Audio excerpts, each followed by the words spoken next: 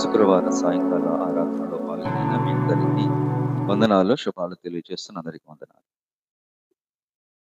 పరిశుద్ధ గ్రంథము నుండి ప్రకటన గ్రంథము 6వ అధ్యాయము 7, 8 వచనాలు చదువుకుందాము. ప్రకటన గ్రంథము 6వ అధ్యాయము 7, 8 వచనాలు చదువుతాము.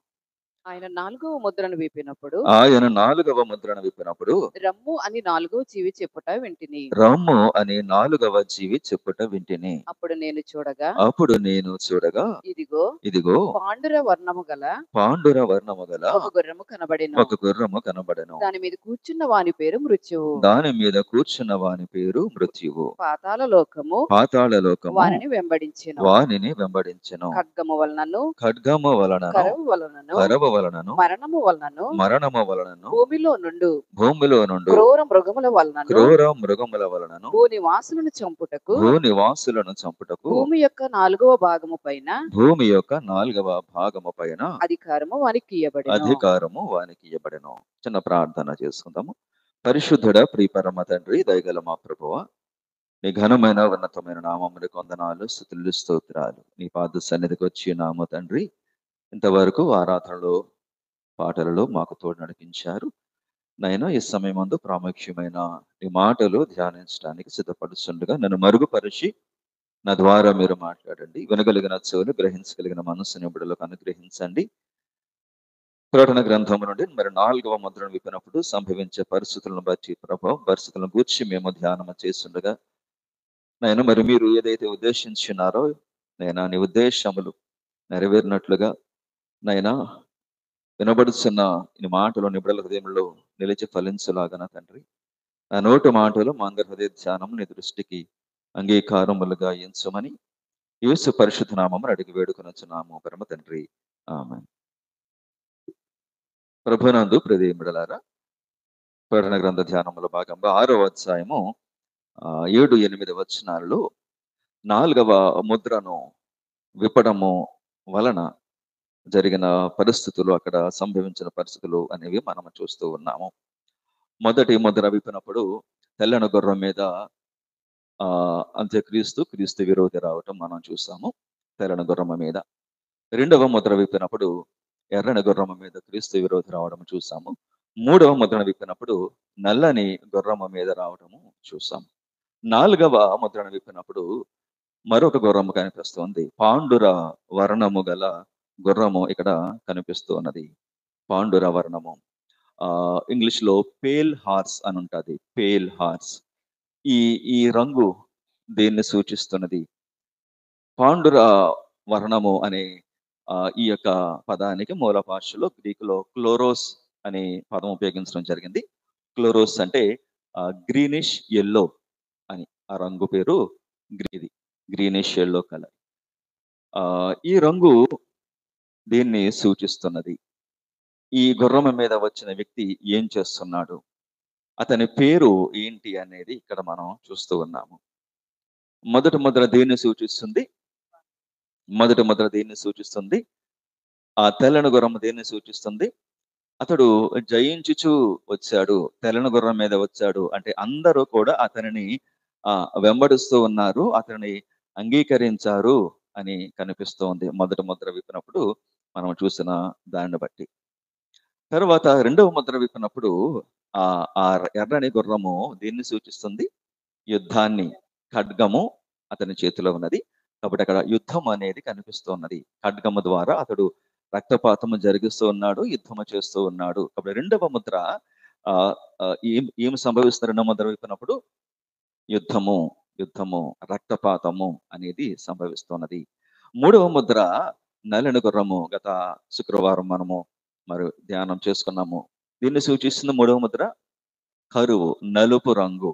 దీన్ని సూచిస్తుంది?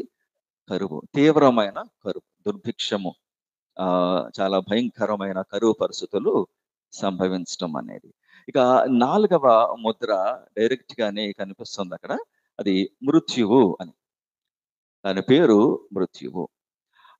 ఆ గుర్రం మీద కూర్చున్న వాని పేరు అంటే డెత్ ఇస్ పర్సానిఫైడ్. ఇక్కడ ఒక చావు ఒక వ్యక్తిగా కనిపిస్తున్నాడు ఇక్కడ. చావు ఒక రూపం వేసుకుని వస్తే ఎలా ఉంటది, చావు ఒక వ్యక్తిగా వస్తే ఎలా ఉంటది, మరణము ఒక శక్తిగా వస్తే ఎలా ఉంటుంది, ఎంత భయంకరమైన పరిస్థితి మరి సంభవిస్తుంది ఆ దినాలలో అనేది మనం చూస్తాం. ఒక్కొక్క ముద్ర విప్పుతూ ఉన్నప్పుడు, ఒక్కొక్క గుర్రము ఒక్కొక్క రంగు కనిపిస్తూ ఉన్నప్పుడు ఇక్కడ శిక్ష అనేది ఎంత పెరుగుతూ ఉన్నది అనేది, స్థాయి పెరుగుతూ ఉంది. సివియారిటీ అనేది తీవ్రత, శిక్ష తీవ్రత, లేదంటే ఆ తీర్పు యొక్క తీవ్రత ఒక్కొక్క ముద్రకి కూడా అది పెంచుకుంటూ రావటం, పెరుగుతూ రావటం అనేది ఇక్కడ మనం చూస్తూ ఉన్నాము. అదే విధంగా శిక్షతో పాటు ఆ బాధ కూడా, మానవ వేదన బాధ అనేది ఇక్కడ రావటము, పెరగటం అనేది కూడా ఒక్కొక్క ముద్ర విప్పే కొద్దీ కూడా పెరుగుతూ రావడం. శిక్ష స్థాయి, బాధ యొక్క స్థాయి, వేదన యొక్క స్థాయి, మరణము యొక్క సంఖ్య కూడా ఇక్కడ పెరుగుతూ ఉండడం అనేది మనం గమనిస్తూ ఉన్నాము. యేసు ప్రభు వారు కూడా మరి 4వ ముద్ర గురించి మనం మత్తయి సువార్త 24వ అధ్యాయంలో మనము అంతకు ముందు ఈ ఈ లింక్ అనేది మనము మరొకసారి చూద్దాం. 24 మత్తయి సువార్త 24వ అధ్యాయము 7, 8 వచనాలు. జనము మీదికి జనమును, రాజ్యము మీదికి రాజ్యమును లేచును, అక్కడక్కడ కరువులను భూకంపములను కలుగును, ఇవన్నీ వేదనలకు ప్రారంభము.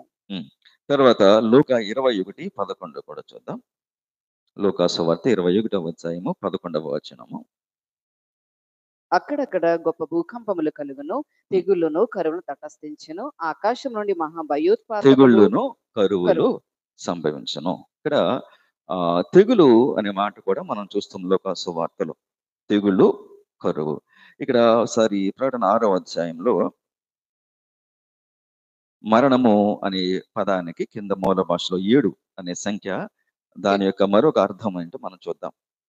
ఖడ్గము వలనను, కరువు వలనను, మరణము వలనను అని రాసిన దగ్గర 7 అనే సంఖ్య ఉంది. అక్కడ దాని అర్థము, మరొక అర్థము తెగుళ్ళు వలన.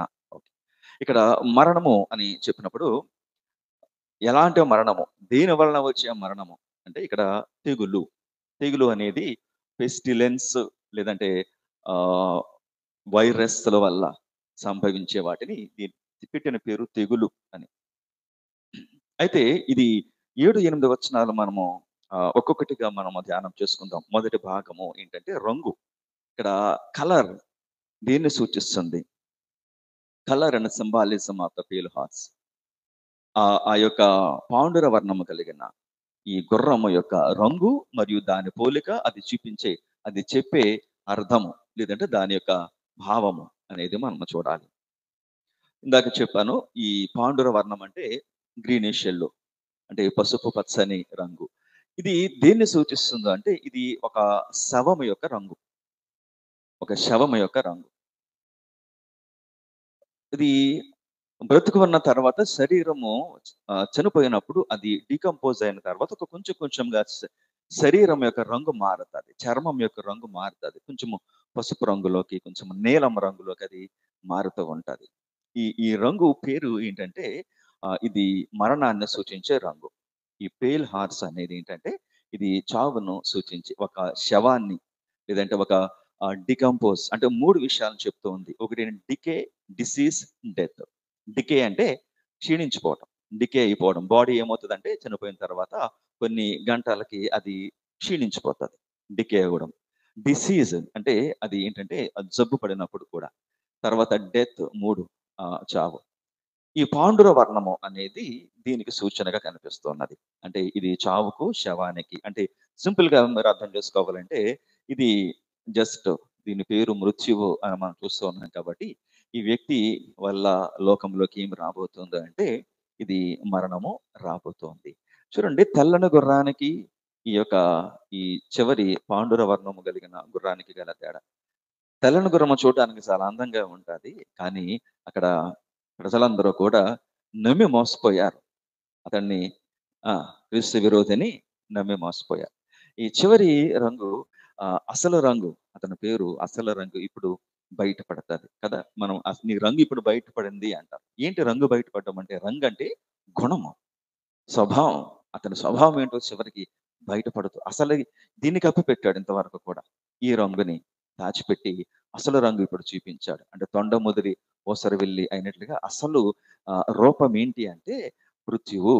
వాడు ఎక్కడ ఉంటే అక్కడ మరణము అనేది మనము గమనించాలి. రెండవది నడుపుతున్న వ్యక్తి అంటే గుర్రం మీద ఉన్న వ్యక్తి రైడర్ అంటాం కదా.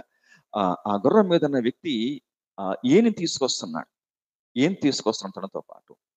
మరణాన్ని, పాతాళాన్ని తీసుకొస్తున్నాడు. తనతో పాటు ఏం తీసుకొస్తున్నాడు? మరణాన్ని, పాతాళాన్ని. ఈ విషయాలు మనం ఇది వినటానికి భయం కలిగించవచ్చు మీకు. వినడానికి ఇష్టం లేకపోవచ్చు.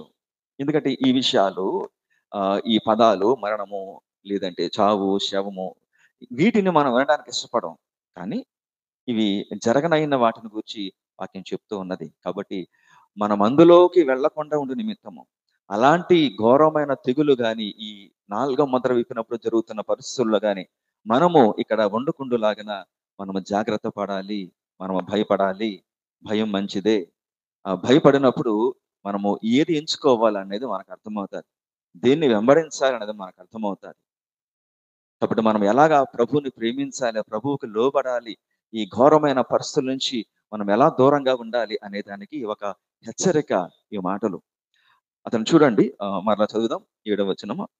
ఆయన 4వ ముద్రను విప్పినప్పుడు ఉమ్, రమ్ము అని 4వ జీవి చెప్పుట వింటిని. ఉమ్, అప్పుడు నేను చూడగా ఇదిగో పాండుర వర్ణము గల ఒక గుర్రము కనబడెను. ఉమ్, దాని మీద కూర్చున్న వారి పేరు మృత్యువు. ఉమ్. పాతాళ లోకము వానిని వెంబడించెను. పాతాళ లోకము వానిని అతనిని వెంబడించెను. వెంబడించి, ఇక్కడ మృత్యువు, పాతాళము, పాతాళ లోకము అంటే ఇక్కడ కేవలము ఇది మరణము అనేది ఇది శరీరాన్ని అంటే ఆ, ఒక వ్యక్తిలో నుంచి జీవం వేరైపోవటం. మరణం అంటే ఒక వ్యక్తిలో నుంచి జీవం లేదా ప్రాణము వేరైపోతే ఆ ఏమంటాం దాన్ని? మరణము.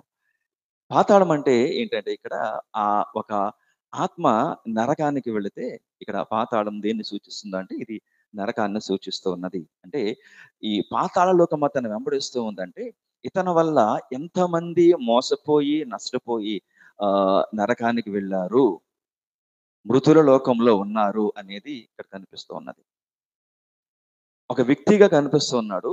ఒక చావుకు ఒక రూపం వస్తే ఎలా ఉంటుందో అతడు అలా కనిపిస్తూ ఉన్నాడు. అంత మాత్రమే కాదు, అతని వెనకాలే ఒక లోకమే, ఒక పాతాళ లోకమే అతన్ని వెంబడిస్తూ ఉన్నది. అంటే ఇక్కడ చావు శారీరక మరణాన్ని, మృత్యువు శారీరక మరణాన్ని సూచిస్తే, పాతాళము ఆత్మీయ మరణాన్ని సూచిస్తున్నది. పాతాళంలో బాధపడడం అంటే ఎవరు బాధపడతారు? ఆత్మలో చచ్చిపోయిన వారు. ఎవరు? ఆత్మలో చనిపోయిన వారు. ఆత్మీయంగా బ్రతకని వారు మాత్రమే పాతాళంలో ఉంటారు. వాళ్ళందరూ కూడా ఇతన్ని బట్టి ఏ విధంగా మోసపోయారు, వీరందరూ ఏ విధంగా పాతాళంలోనికి వెళ్ళారు అనేది ఇక్కడ మనం చూస్తూ ఉన్నాం. గమనించిన ప్రభునందు ప్రియములారా, ఒక వ్యక్తి భూమి మీద పుట్టినప్పుడు మరణం అనేది కేవలము శరీరానికి మాత్రమే. మరణం అనేది ఒక ఎడబాటు మాత్రమే. Death is absence of life. మరణం అనేది ఈ జీవము వేరైతే దాన్ని మరణము అంటాము. కానీ ఇది భౌతిక మరణము. ఆత్మీయ మరణం అనేది ఆత్మ దేవుడి నుంచి వేరైతే అది ఆత్మీయ మరణము. ఆత్మ శరీరం నుంచి వేరైతే భౌతిక మరణము. అదే ఆత్మ దేవుడి నుంచి వేరుపడితే, దేవునికి వేరుగా జీవిస్తే అది ఏమంటాం? ఆత్మీయ మరణము. అనగా ఆత్మకు సంబంధించిన మరణము. ఇలాగా మరణించిన ఆత్మలు ఎక్కడ ఉంటాయి? పాతాళములో. ఈ విధంగా ధనవంతుడు పాతాళంలో ఒక భాగంలో అగ్ని గుండము కలిగిన స్థలంలో అతడు బాధపడుచున్నాడు. అలాంటి చోట అనేకులు నరకములో ఆర్తనాదాలు ఏ విధంగా వినిపిస్తూ ఉన్నాయో వారందరూ కూడా ఆ పాతాళమే ఇతన్ని వెంబడిస్తున్నట్లుగా దానికి ప్రతిరూపంగా ఈ వ్యక్తి కనిపిస్తుండడం మనము చూస్తూ ఉన్నాము. ఇక 3వ భాగము చివరిలో అక్కడ భూమి యొక్క 4వ భాగము పైన అధికారము వానికి ఇవ్వబడెను. ఖడ్గము వలనను, కరువు వలనను, మరణము వలనను, భూమిలో 2 క్రూర మృగముల వలనను భూనివాసులను చంపుటకు భూమి యొక్క 4వ భాగము పైన అధికారము. 4 శిక్షల గురించి, 4 భయంకరమైన విషయాల గురించి మాట్లాడుతూ ఉన్నాడు. మొదటిగా వానికి ఇయ్యబడెను. ఈ మాట మనము గుర్తుంచుకోవాలి. ఈ అధికారం అనేది సొంతంగా తెచ్చుకున్నది కాదు. It is not autonomous. తనకు తాను తెచ్చుకున్న అధికారము కాదు. ఈ చంపే అధికారము ఖడ్గము అతనికి ఇయ్యబడెను. ఎక్కడ? ఎన్నో ముద్ర?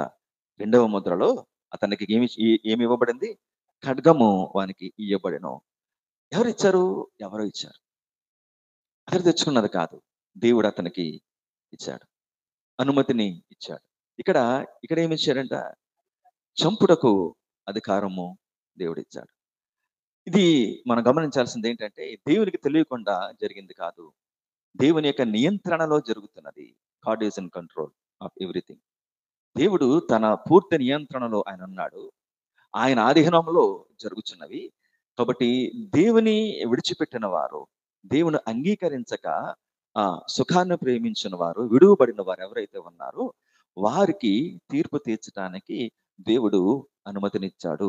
వారి హేయ క్రియలు బట్టి, వారి పాపములను బట్టి దేవుడు ఇక్కడ అనుమతించడం అనేది జరిగింది. కాబట్టి ఇక్కడ 4వ వంతు అనగా భూమిలో 4వ వంతు.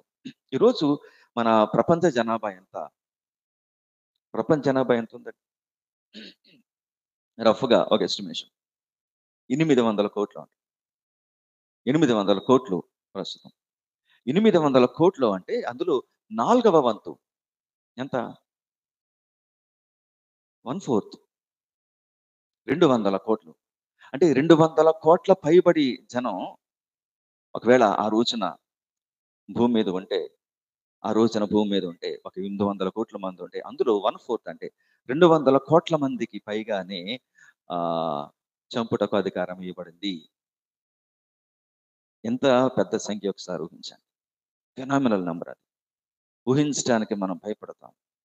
ఎందుకంటే ఈరోజు మనము చాలా చూస్తూ ఉన్నాము చావులు కూర్చే వార్తలు కదా.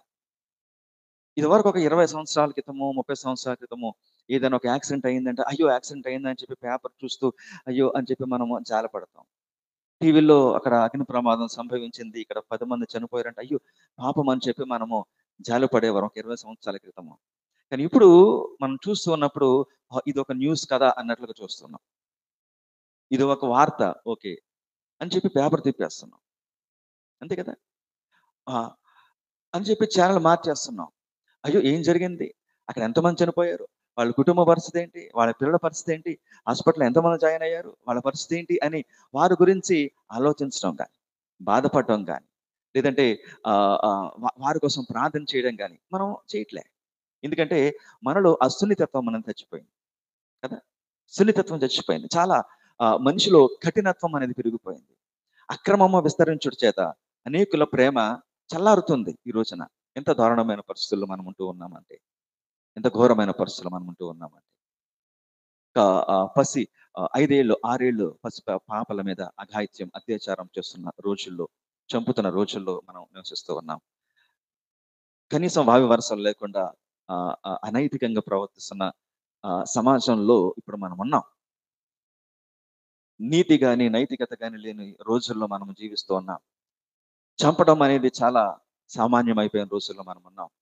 మనుషులు చంపితే పట్టించుకోవట్లేదు, కానీ ఏదైనా ఒక జంతువును, ఒక ఆవును, ఒక కుక్కను చంపితే విప్లవాలు లేదంటే ఉద్యమాలు చేసే రోజుల్లో మనము ఉంటూ ఉన్నాం.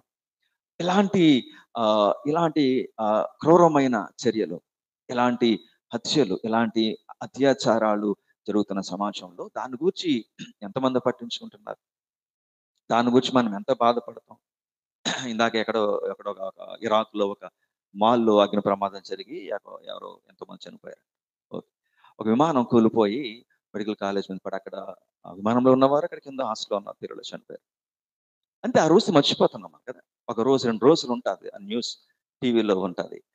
ఆ తర్వాత 2 రోజుల తర్వాత వాళ్ళు దాన్ని పక్కన పెట్టేస్తారు, మనం దాన్ని మర్చిపోతాం. అంటే మనం చాలా ఈజీగా తీసుకుంటున్నాం ఈ చావును అనేది. మనం చాలా ఈజీగా తేలిగ్గా తీసుకుని దాన్ని మర్చిపోతున్నాము, అంటే మనం ముందుకు వెళ్ళిపోతూ ఉన్నాము. కానీ గమనించాలి, ఆ రోజుల్లో 200 కోట్ల పైగానే ఎఫెక్ట్ అవుతారు. ఒకవేళ ఇంతమంది మరణిస్తారా? అధికారం ఇవ్వబడినట్టు బహుశా వీరందరూ ఎఫెక్ట్ అవుతారు, చావచ్చు, లేదంటే దీనికి అతని అధికారం కింద నలిగిపోవచ్చు, ఏదైనా జరగవచ్చు. అది ఎంత పెద్ద నెంబర్ అనేది మనము చూడాలి. మనము ఎక్కువ దేని గురించి ఆలోచిస్తామంటే నంబర్ ఎంత పెద్దగా ఉంటే అంత తీవ్రత ఉంటుందని మనం అనుకుంటాం, అంతే కదా. ఒక 2 ముగ్గురికి ఏదైనా అయితే ప్రమాదం, ప్రాణాలు పోతే పెద్ద లెక్క చేయం. కానీ ఒక 150 మంది, ఒక 200 మంది చనిపోతే టీవీ వాళ్ళు కూడా చాలా ఇంట్రెస్ట్ అది. దాన్ని ఎక్కువగా వారు బ్రేకింగ్ న్యూస్ అని చూపిస్తారు. వాళ్ళకి తీవ్రత ఎంత పెద్ద ఎక్కువ ఉంటే, వైరస్ విషయంలో కావచ్చు, ఏదైనా విషయంలో కావచ్చు, వచ్చేస్తుంది ఇక అంతే అన్నట్లుగా. ఇది మానవ నైజాన్ని, మానవ స్వభావాన్ని సూచిస్తూ ఉన్నది. ఇక్కడ దేవుని వాక్యం నుంచి మనము కొన్ని మాటలు జ్ఞాపకం చేసుకోవాలి. ఇక్కడ నాలుగు విధాలుగా ఇక్కడ రాబోతూ ఉన్నది మరణము. ఒకటి, 4 విధాలుగా ఖడ్గము, కరువు, మరణము, ఇక్కడ అంటే తెగులు, క్రూర మృగముల ద్వారా 4 విధాలుగా మరణం రాబోతోంది. యెహెజ్కేలు గ్రంథము 14వ అధ్యాయం 21వ వచనం ఒకసారి చదువుదాం. 4 విధాలుగా ఇక్కడ డివైన్ జడ్జిమెంట్ అని మనం చెప్పుకోవచ్చు దీన్ని. దైవికమైన తీర్పు. యెహెజ్కేలు 14:21లో కూడా ఈ మాటలు ఒకసారి మనం జ్ఞాపకం చేసుకుందాం. ప్రభువుకు యెహోవా ఈ మాట సెలవిచ్చుచున్నాడు. మనుషులను పశువులను నిర్మూలము చేయవలనని నేను ఖడ్గము చేతను, క్షామము చేతను, దుష్ట మృగముల చేతను, తెగులు చేతను ఈ 4 విధముల యెరూషలేము మీద తీర్పు తీర్చిన ఎడల అట్టి వారుండినను వారు దాన్ని రక్షింపలేరు.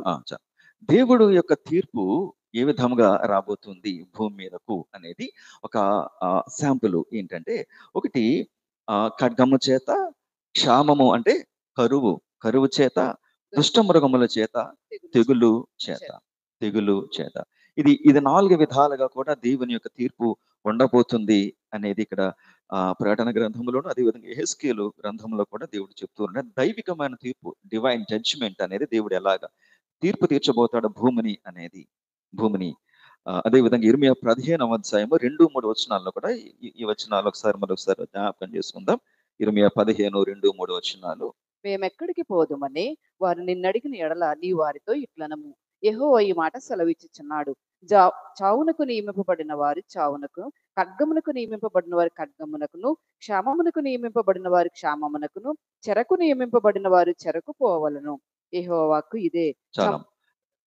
కాబట్టి ఇక్కడ ఈ వచనం కూడా ఒకసారి మీరు తర్వాత చదవండి. లేవికాండం 26వ అధ్యాయము 20-26 వచనాల తర్వాత మీరు ఇంటికంటే మీరు చదవండి. లేవికాండం 26వ అధ్యాయము 20-26 వచనాల్లో ఈ 4 విధాల తీర్పుల గురించి వ్రాయబడి ఉన్నది.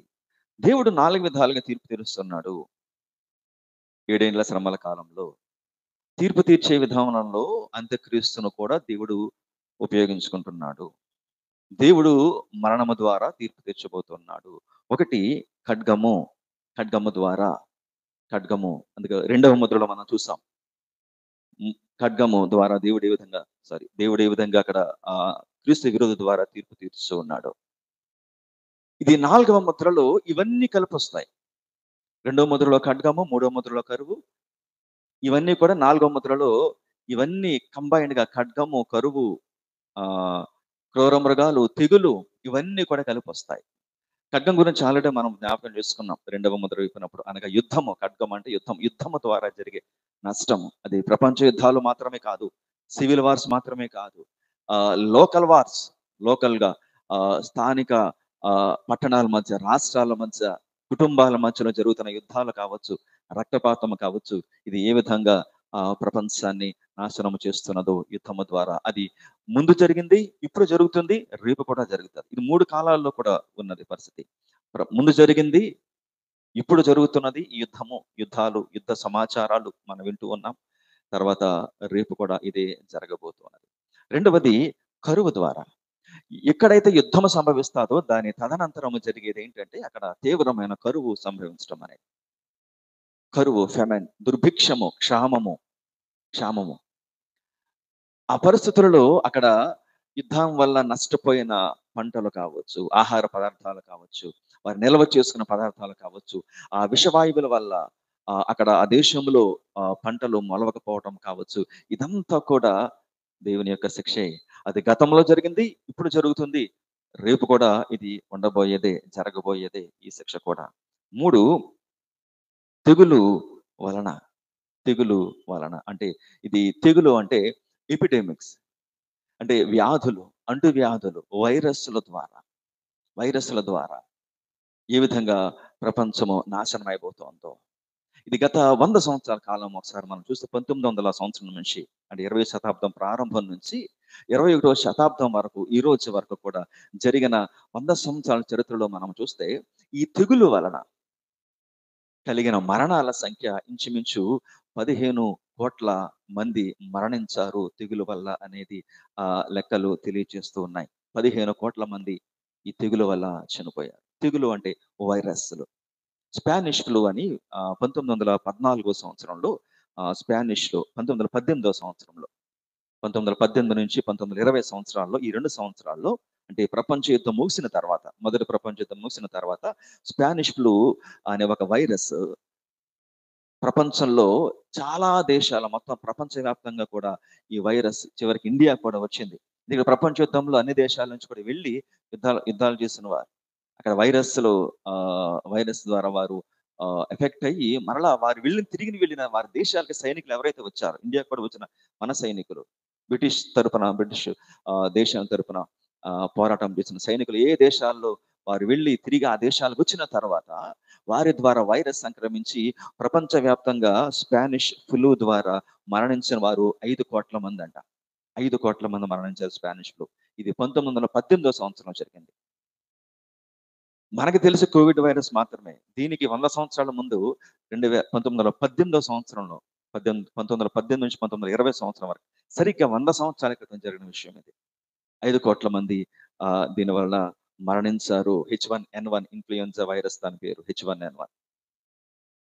మొట్టమొదటిగా వైరస్ ఎంత విస్తరిస్తుందో అప్పటికి ఎలాంటి ప్రజలకు వైరస్ పట్ల తెగులు పట్ల ఎలాంటి అవగాహన లేదు.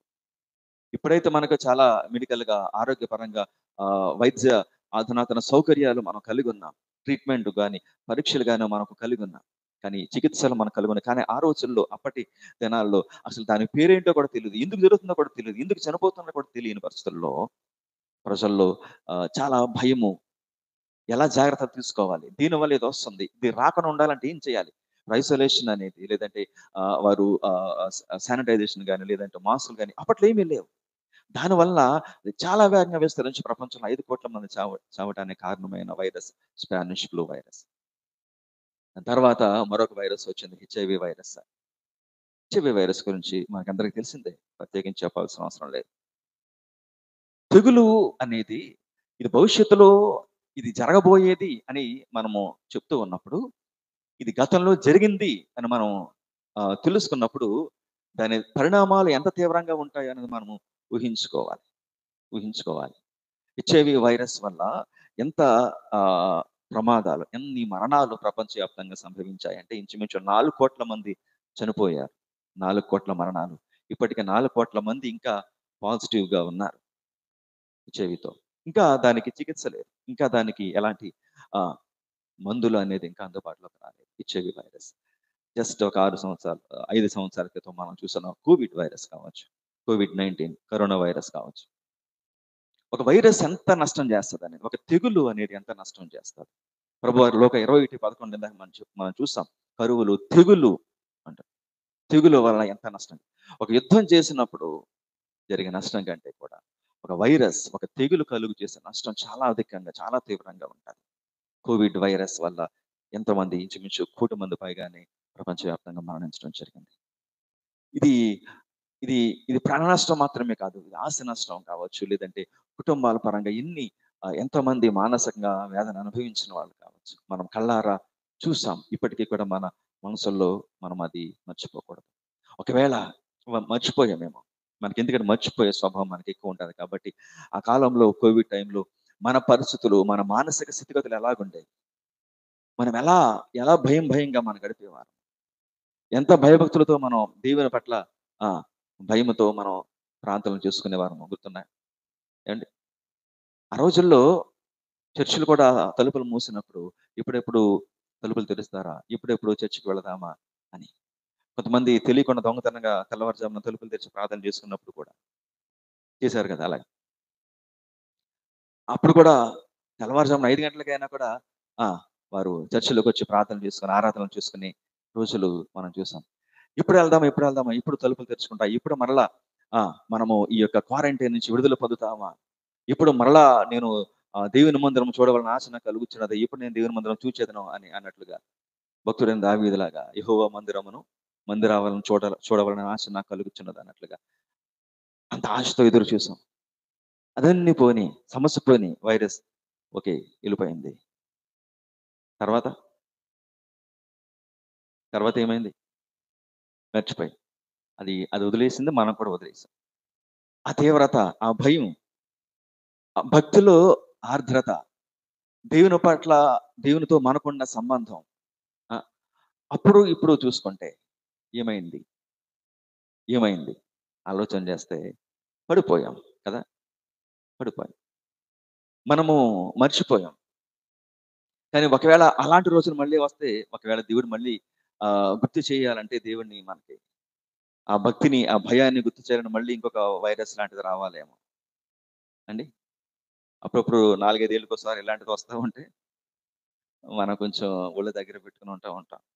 ఎలాంటి పిచ్చి పిచ్చి పనులు చేయకుండా దేవుని శిక్ష రాబోతోందని భయంతో మనము ఉంటాం. అది ఉన్నంత కాలము కూడా మనం ఎంత భయంగా గడిపామో, దేవుణ్ణి ఎలాగా భక్తితో మనం కొలిచాము, ఇవన్నీ కూడా జ్ఞాపకం చేసుకుని మన ప్రాధాన్యతలు మారిపోయినాయి కోవిడ్ తర్వాత కదా. మన నిజంగా ప్రాధాన్యతలు మారిపోయినాయి. అప్పట్లో డబ్బులు చాలా దాచిపెట్టుకునేవారు. కానీ ఇప్పుడు అది అయిన తర్వాత ఇప్పుడు డబ్బులు ఎవరో దాచి పెట్టట్లేదు, ఇష్టం వచ్చినట్టు ఖర్చు పెట్టేస్తున్నారు అంతే. ఎందుకంటే ఎప్పుడైనా రావచ్చు మళ్ళీ అది. కాబట్టి మనం ఉన్నంతలో హ్యాపీగా శుభ్రంగా ఎంజాయ్ చేయడం అన్నట్లుగా లెక్క చేయడం మానేసాం. తెగులు ఎంత నష్టాన్ని తీసుకొస్తుంది.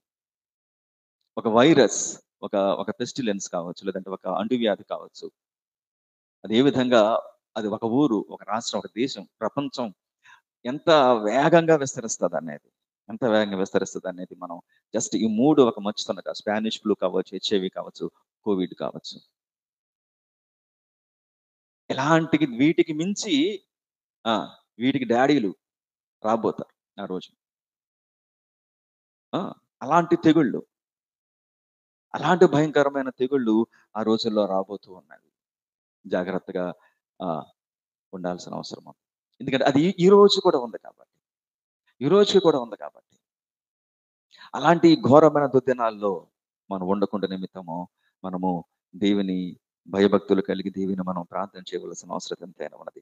చివరిగా ఈ 4వ ముద్ర నుంచి మనం నేర్చుకోవలసిన ఆత్మీయ పాఠాలు, ఒక 2 పాఠాలు, ఒక 3 పాఠాలు మనం నేర్చుకుని ముగించుకుందాం.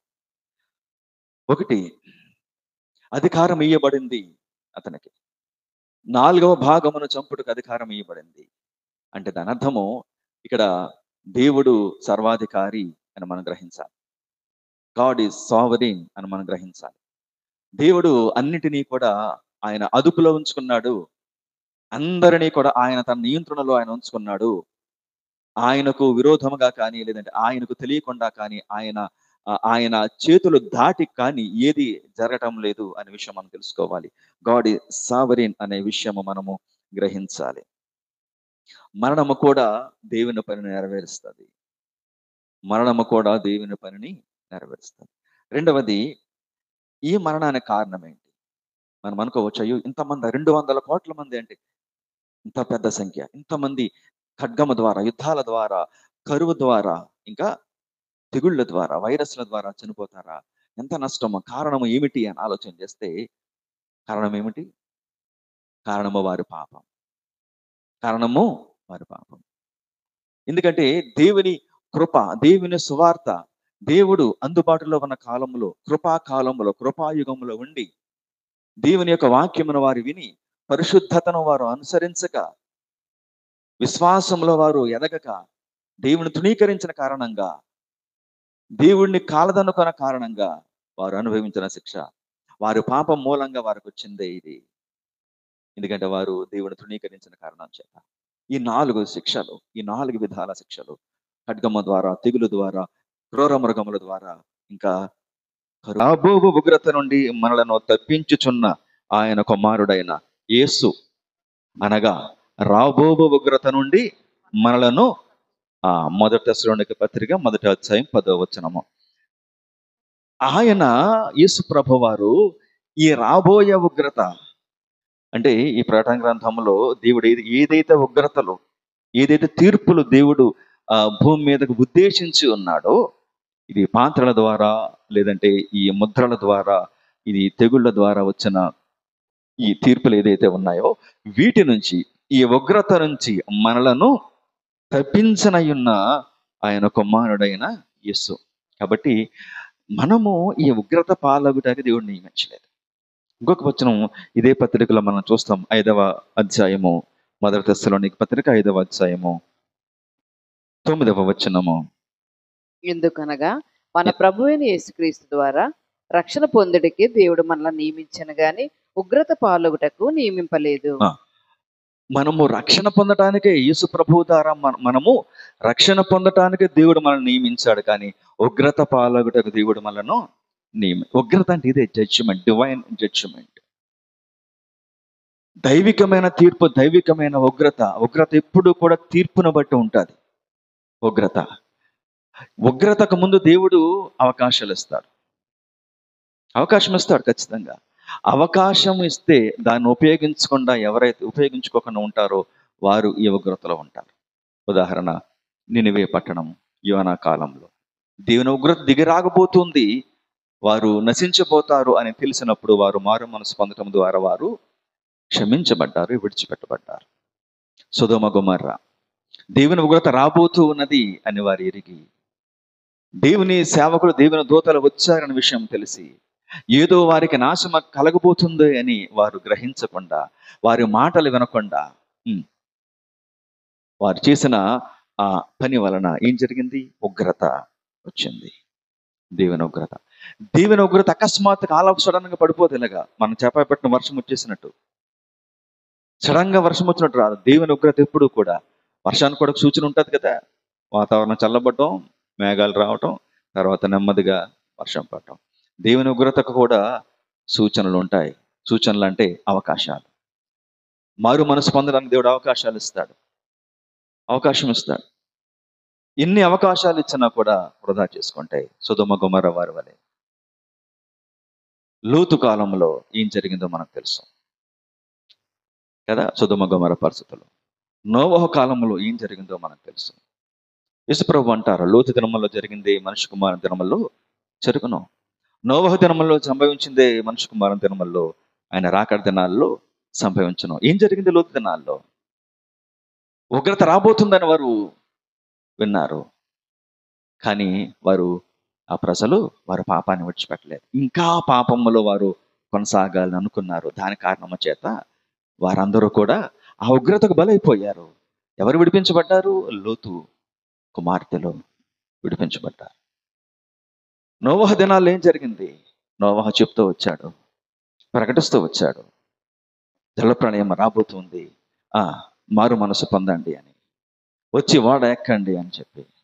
కానీ ఎవరు మాట వినలే, ఎవరు లక్ష్య పెట్టలే. చెప్పొచ్చేవలే అని చెప్పి నోవహును హేళన చేశారు. వర్షం రావడం ఏంటి?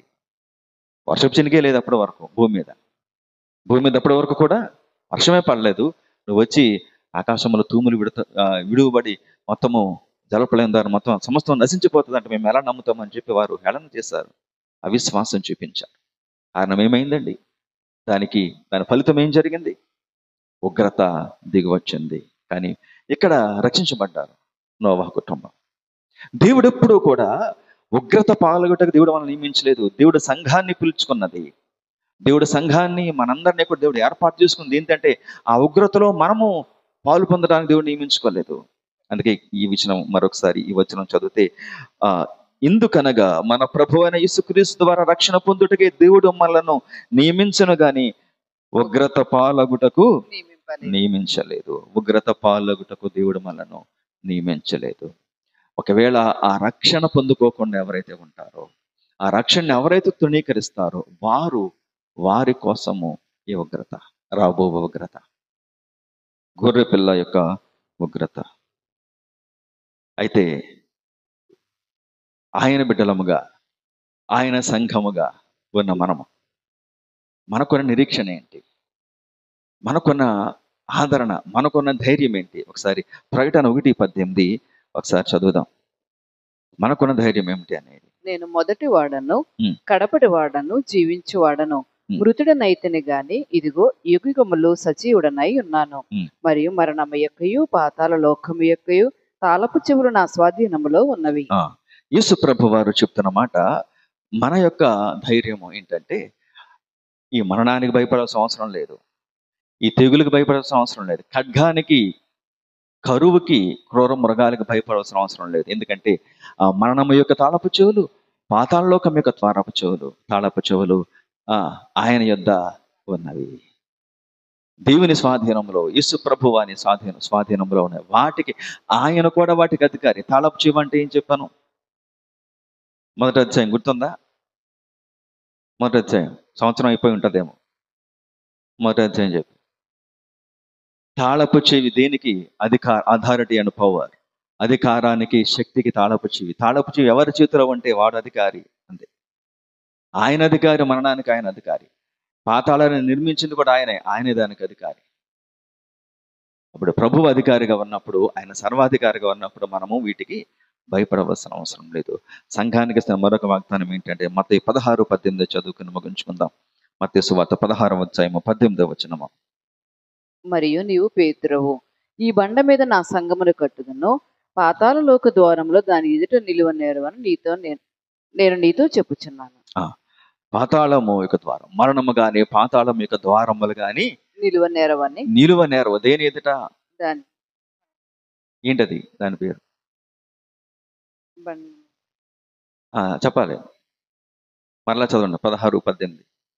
నీవు పేతురవు, ఈ బండ మీద నా సంగమును కట్టుదును, పాతాళ లోక ద్వారములు దాని ఎదుట నిలువనేరవు అని నేను నీతో చెప్పుచున్నాను. దాని ఎదుట, ఇక్కడ దాని అంటే ఎవరు? ఏంటది? సంఘము. అది సంఘము ఎదుట నిలువనేరవు. ఏం నిలువనేరవు? పాతాళం యొక్క ద్వారములు దాని ఎదుట నిలువనేరవు. గమనించని ప్రభునందు ప్రియులారా, పాతాళము నోరు తెరుచుకొని చూస్తారు. ఎవరిని మింగుదనా అని. అపవాది కూడా వాడంతే కదా, గర్జన సింహం వల్ల ఎవరిని మింగుదనా అని చూస్తున్నట్లుగా పాతాళము కూడా ఎవరిని మింగుదనా, ఎవరిని దానిలోనికి లాక్కుంటాదా అని, ఎవరిని దానిలోకి తీసుకుందామా అని చెప్పి పాతాళము నరకం. అక్కడ పాతాళంలో ఒక భాగము నరకం. ఆ నరకం మనుషులందరినీ కూడా ఆశతో చూస్తుంది, అందరినీ తీసుకెళ్లాలని. అయితే సంఘం ఎదుట దాని పప్పులు ఉడకవంట. సంఘం ఎదుట అది నిలబడలేదు పాతాళ లోకము. ఎందుకంటే పాతాళాన్ని జయించేది ఎవరు? ప్రభువే.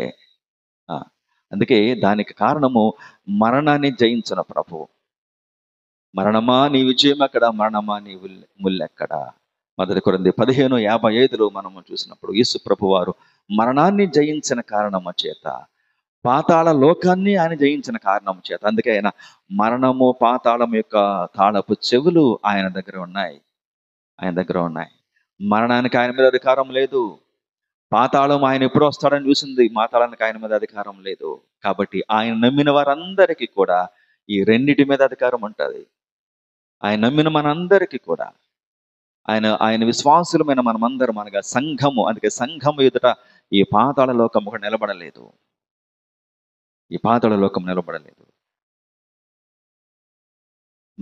మనకు దాని మీద అది మన పైన ఎలాంటి అధికారము కానీ శక్తిని కానీ చూపించడానికి లేదు. అయితే ప్రభునందు ప్రియములారా, సంఘం యొక్క పాత్ర ఏంటి ఈ లోకంలో? ఆ పాతాళం యొక్క ప్రభావాన్ని, మరణం యొక్క ప్రభావాన్ని మనము తగ్గించటానికి, అంటే నశించిపోతున్న ఆత్మల యొక్క భారము కలిగి అనేకుల్ని తప్పించటానికి ఈ నరకము నుంచి మనము దేవుణ్ణి వారికి పరిచయం చేయవలసిన అవసరం ఉంది. దేవుణ్ణి వారికి కనుపరచవలసిన, సువార్త ప్రకటించవలసిన అవసరత, ఈ పాతాళ ద్వారములు మూయాల్సిన బాధ్యత మన మీద ఉన్నది. ప్రభు మనకు అప్పగించిన ఈ పని నమ్మకమైన పని మనం చేసేవారుగా ఉండాలి. ఒక విషయం మనం మర్చిపోకూడదు, ప్రభు అన్నిటికైనా అధికారి, సర్వాధికారి. మరణాన్ని, పాతాళము కూడా ఆయన అధీనంలో ఉన్నాయి. వాటి తాళపు చేతులు ఆయన చేతిలో ఉన్నవి. ఈ రాబో ఘోరమైన, ఈ భయంకరమైన పరిస్థితులు మనం ఉండకుండులాగన, ఈ ఉగ్రత నుంచి తప్పించడానికి దేవుడు మనల్ని నియమించాడు. అనగా యేసు ప్రభు ద్వారా రక్షణ పొందడానికి దేవుడు మనల్ని నియమించాడు. కానీ ఉగ్రత పాల్గొటకు దేవుడు మనను నియమించలేదు. ఒకవేళ మనం ఇంకనూ పాపంలో ఉంటే, దేవుని రాకడ సమీపంలో ఉంటే, దేవుని రాకడ మరి ఒకవేళ ఈ సమయంలో సంభవిస్తే మనం ఎక్కడ ఉంటామో? 7 ఏండ్ల శ్రమల్లో మనము పాల్గొనేవారుగా ఉంటామా? ఈ శ్రమల్లో నశించిపోయేవారుగా ఉంటామా అనేది ఆలోచన చేసుకోవాల్సిన అవసరత మన మీద ఉంది. అటు పరిశుద్ధాత్మ దేవుడు మనకు అనుగ్రహించును గాక. ఆమేన్.